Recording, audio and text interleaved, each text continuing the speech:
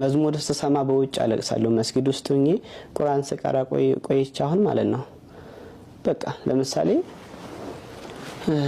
اللهم صل على نبينا محمد صلى الله عليه وسلم እያልኩ አሁን አንድ ቁርአን አንድ አያ እየቀረው የሆነ ነገር እያልኩ እንኳን በጎን መዝሙር ከሰማው በቃ ልቤ የለም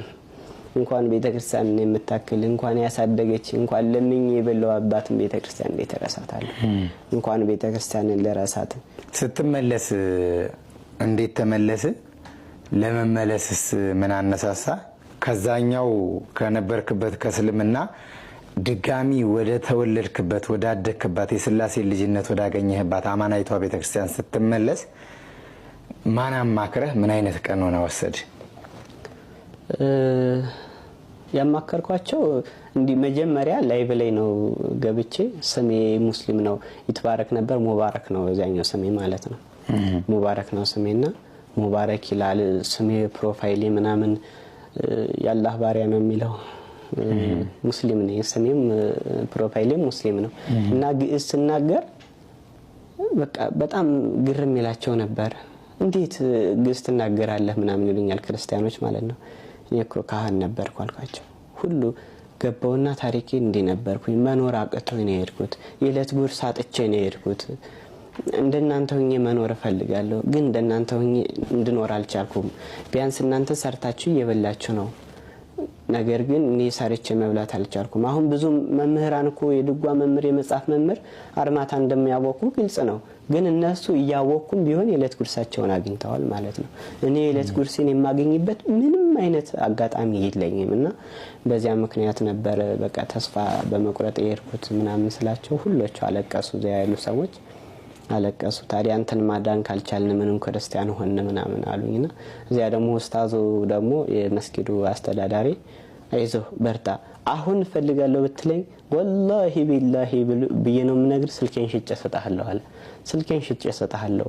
አሁን የሆነ ብር አስፈልገኛል ብትል ካልሆነም ደግሞ ደሞዜን እንኳን የኩለን በላለን እየተካፈልን እንበላለን አለኝና ዛሬ ከከሌ ቤት ይያሉ በየቤቱ ይወሰዱን ሁሉ ባላ ተጣ ነበር በቃ እና ከዚያ ከስልምና እንደገባው ምናምን ለነዚያ ላይ ብለስ ነግራቸው በቃ ይዞ በርታ ለምናት አትወጣም ምናምን ሲሉኝ ወጥቼ ከይተጠጋለሁ ምናምን ስላቸው ይቻልነውን ሁሉ እናደርግላለን ሲሉኝ ከዚያን ሰዓት ጀምሬ ልቤ ተሰበረና እኔም ሳለቅስ አደርኩኝ እነሱም ሁሉ አለቀሱ ኢንቦክስ ላይም ሁሉ ያለውን ነገር አወራን ከዚያም ማቃቸው ሰዎች እዚህ በኦርቶዶክስ ያለው ነበሩና እነሱ አናገርኳቸው መጀመሪያ እንደዚህ ሄጄ ነበር ስላቸው አላማኑም ሁላ ማለት ነው በቃ እየቀለርኩ ነው የመሰላቸው ከዚያ እስኪ ማግኘት እንፈልጋለን አሉኝ ተገናኘን በቃ አንገቴን አዩ ምንም ማተብ የለኝም ከዚያ ያሾፍኩ ነው የመሰላቸው ጭራሽ ማለት ነው ከዚያ ለጊዜ መስጠት የለብንም ቶሎ ተነስ ምናምን አሉኝ ከዚያ ያለውን ነገር ቀየን ምናምን ሸካከፌ ያው እዚያ የነሱ ገንዘብ ስለነበረ ሱቅ ምናምን ገንዘብ ምናምን ነበር ቁልፍ አስረክቤ አንድ ነገር ከነሱ የመጣውት ነገር የለኝም ምክንያቱም የኔ አይደለም ያልሰራህበትን ደግሞ ግፍ ነው አይደለ ስለዚህ በዚያ ሁሉ ነገር ትችላቸው ለብሴን ብቻ መጣው ማለት ነው ከዚያ ገዳም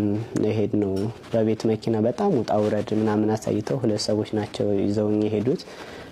በጣም ዋጋ ከፍለው መንገዱ በጣም ጋራ መዳንያለም ይባላል ወደ ወለታ መስመር ምናምን ጋራ መዳንያለም ይባላልና በጣም መከራ የሆነ መንገድ ነው በጣም ያሰቃያል ያው ግሸን ደብረ ከርቤ ማለት ነው መስቀሉ የሚያረፈ እዚያ ላይ ነው ከዚያ ከግብጽ እንደመጣ ጋራ መዳንያለም ይባላል እዚያ ላይ አርፎ ነው እንግዲህ ወደ ግሸን ደብረ ከርቤ ሄደውና እንደውም ገዳሙን በረከት ማገኘው በዚያው ማጋጣሚ ወስደውኝ ይሄንን ጾሙን ሁለቱን ወር በሙሉ እዚያ ቆይቼ አገልግሎት ላይ ምናምንም ሳገለግል መጀመሪያ ከቤተክርስቲያን ተከልክዬ ነበር ቤተክርስቲያን እንዳልገባ በቀኖና ምናምን ጾም ጸሎት ስግደቴን ያደረኩኝ በውጭ ነበርኩኝ ኋላ ደግሞ በቤተክርስቲያን ገብቼ አገልግሎት እንዳገለግል አድርገውኝ ነበርና እዚያም ውስጥ ደግሞ ገብቼ አገልግሎት ሁሉ ያገለግልኩ ነበር ከዚያ ቀኖኔን በሙሉ ጨርሼ በቃ እነሱም በጣም ተሰምቷቸው ነበር በጣም ደግሞ ሲጠመቅ ደስ አላቸው እኔም እንደነገ ልጠመቅ ሳለ እንደዛሬ እንቅልፍ አላየውም ነበር ማለት ነው በጣም ከደስታዬ ብዛት የተነሳ እንቅልፍ ሁሉ አላየውም ነበርና ከዚያ ዳቦ ቆረሽ ምናምን በቃ በጣም ደስ ብሎኝ ነበር ወደ ክርስትና ስመለስ ከዛ በቃ በጣም አሁንም ቢሆን የትምህርት ሰው ነህ ነው ያሉኛ በምኔቱ አሁንም በቃ መማር ማስተማር ላይ ነው ጸጋህ አይዞ በርታ የሚቻላቸው ሰዎች የሚቻላቸውን መስዋዕትነት ከፍለው ያስተምሩ አይዞ በርታ ብለውኝ ከዛ 2 ወር ምናምን ቀኖና ይህን ጾም በሙሉ እዚያ አሳልፌ መጣው ማለት ነው አሁንም ደግሞ ከሰው ጋር ተዳርቤ ነው ያለሁት እንደው በነበር ይሄ እስልምና ቆይታ እስልምና ላይ በቆየህበት ጊዜ አካል አለው ስንል አይን አለው ጸጉር አለው እጅ አለው ትከሻ አለው እንደዚህ ስንል እግዚአብሔር ጾታ የለው ጾታ ለፍጥረታት የተሰጠ ስለሆነ አንቺ ስላሴ እንላለን አንተ ስላሴ እንላለን ለስላሴ ጾታ የላቸውም እንኳን ለስላሴ ለመላእክት ጾታ የላቸውም የወንድም የሴትም ጾታ የላቸውም እንኳን ለመላእክት ለሰው ነፍስ የወንድም የሴትም ጾታ የላቸውም ስለዚህ ምንድነው እግዚአብሔርን ረቂቅ አካል አለው ያንን አካል አባ ሕርያቆስ ሲናገር ምን ይላል አልቦቱ ለመለኮት የማን ወጸጋም ለመለኮት ቀኝም ግራም የለውም ላይል ወታይት ላይም የለውም ታችም የለውም ወዘባን እንተድር ጀርባም የለውም ፊትም የለውም በዘይት ራይ ወበዘይት ገመር ሰው እንደሚያውቀው አኮዘቦቱ ለመለኮት ክበብ ከመፀሐይ ለመለኮት እንደ ፀሐይ ያለ ክብ አካል የለውም እንደ ሰውም ያለ ፊት የለውም ማለት ከፍጥረታት ሕግ በላይ ነው አካሉ ረቂቅ ነው ሰው ሊያውቀው አይችልም ማለት ነው እንጂ እግዚአብሔር ዝሩው ነው ማለት አይደለም ፍጹም ሰው ነው ስንል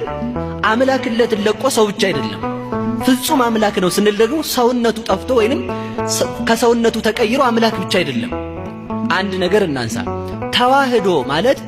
ማለት ከሁለት አካል አንድ አካል ከሁለት ባህሪ አንድ ባህሪ መሆን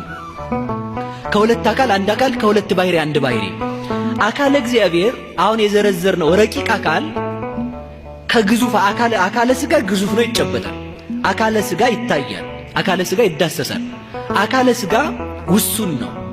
አካለ ስጋ አላዋቂ ነው አካለ ስጋ ይታሰራል አካለ ስጋ ይደክማል የስጋ አካል ይተኛል የስጋ አካል ያንቀላፋል መለኮት ደግሞ አያንቀላፋም አይተኛም አይወሰንም አይጠይቅም እንደዚህ ከሆነ ያ የማይጠይቀው አካል ከሚጠይቀው አካል ጋር ተዋህዷል ሲዋሃድ ልብ ብለን እንያዝ አሁን ልብ ብለን እንያዝ እንግዲህ ሲዋሃድ አንድ አካል አንድ ባህሪ ነው የሆነው ሲዋሃድ በደንብ እንያዘው መክፈል መዋሃድ ማክበር አንድ ጊዜ የተደረጉ ናቸው